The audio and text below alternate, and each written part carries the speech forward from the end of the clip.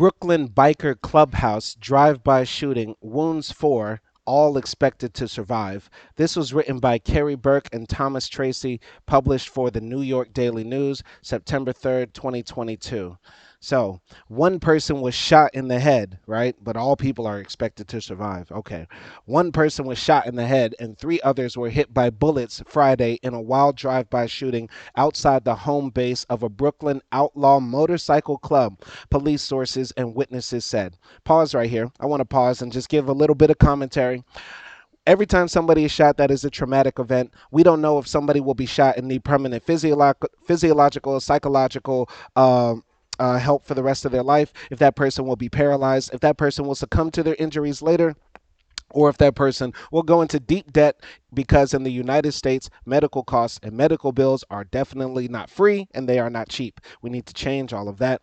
Secondly, some people will say, well, this is an outlaw motorcycle club. So these guys are criminals and they're involved in criminal activity. You're right. Maybe. I presume so. I don't know. I don't know anything about motorcycle clubs or outlaws, but I do know something about Americans, and I do know something about American society. Too many guns permeate, and so our criminals are allowed to have access to weapons. There are criminals in every other country. I am filming this video in Africa right now. I'm an African American in Mauritius. And in Mauritius, there are criminals. There are people that would probably want to steal, rob, and hurt, but they do not have access to weapons at the level Americans do. Guns do not flood Mauritian society, allowing for mass shootings, murders, and executions and drive-by shootings on Brooklyn motorcycle clubs. How hard is this for Americans to understand? The more guns we have in society, the more intentional homicides, accidental homicides, suicides, etc. I'll continue reading. The shooting sparked a tense half-hour standoff with police as members of the club, the Unknown Bikers, refused to let detectives into their clubhouse. The victims were standing outside the clubhouse on Russell Street near Meserole Ave in an industrial section of Greenpoint about 8:35 p.m. when a white sedan rolled down the block, witnesses told investigators. Someone inside the auto pulled out a shotgun and started blasting away, hitting the four victims. I heard the shots, said one neighbor who wished not to be named. When I got here, two of the bikers were in the ambulance. They were being treated for being shot in their arms. The victims, all men who range in age from 24 to 41, were shot in the arms and back. One was shot in the head, and another victim suffered a graze wound to the head, cops said.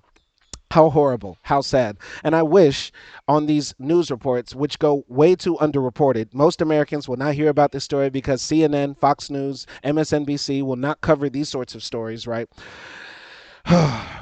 I wish they showed pictures of the carnage so Americans could truly see what I'm looking at almost every day on my channel. And it's hard for me to even continue to read these stories because they're so traumatic sometimes. And yes, nobody died, fortunately, in this incident. But once again, like I said earlier, we don't know what will happen to these people as the story develops. People could be permanently hurt for the rest of their life. Getting shot in the head is not something to just go home and put a band-aid over. That's for sure. Three of the victims were taken to Elmhurst Hospital. The man shot in the back was taken to Bellevue Hospital. All were expected to survive. The neighbor, who is in his 40s, said that the Unknown Bikers throw a party at their clubhouse every Friday night. It's early. Usually they can be about 100 bikes rolling through, he said. This could have been a lot worse. The Unknown Bikers is an outlaw motorcycle club founded in Williamsburg in 1974, according to the website 1%bikers.com. Investigators found 5 shotgun casings at the scene. Detectives tried to gain access to the clubhouse to interview potential witnesses, but bikers barred them from coming in for up to 30 minutes before they were finally allowed inside. About a dozen motorcycles, mostly Harley Davidsons, were lined up outside the clubhouse after the shooting Friday night. Another 6 were parked around the corner. 2 dozen unknown bikers sporting their colors hung around outside the club as cops continued their investigation. We have absolutely nothing to say to you, one member told a Daily News reporter at the scene. No arrests have been made late Friday. So the bikers seem to have a culture of no snitching. I'm not a criminal. I don't condone criminal activity, so I'll have no comment for that. I think people should try to help solve mass shootings or when their friends are shot. But that's just my 2 cents. My 2 cents.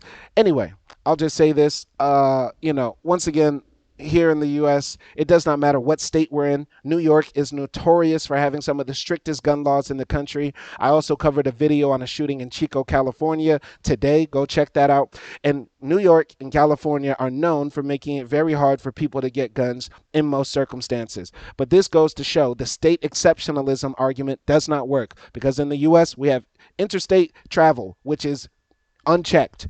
People can travel from Connecticut, Illinois, Pennsylvania, bring their weapons to New York, and there can still be mass shootings like this. There will continue to be mass shootings in New York, regardless of what laws New York has about guns, because people are able to transport guns all across the country. This is why Chicago, the right wing's automatic response to whenever I talk about mass violence in any other state, though I do cover Chicago, all they say is, you never talk about Chicago. The reason Chicago is the way it is because Chicago has very strict gun laws, so people just transport their guns from nearby states.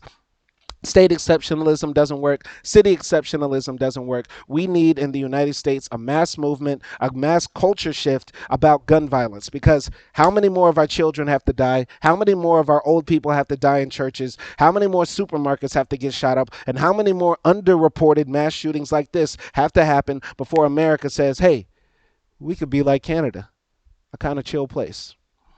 My name is Simon Hill. Thank you for watching.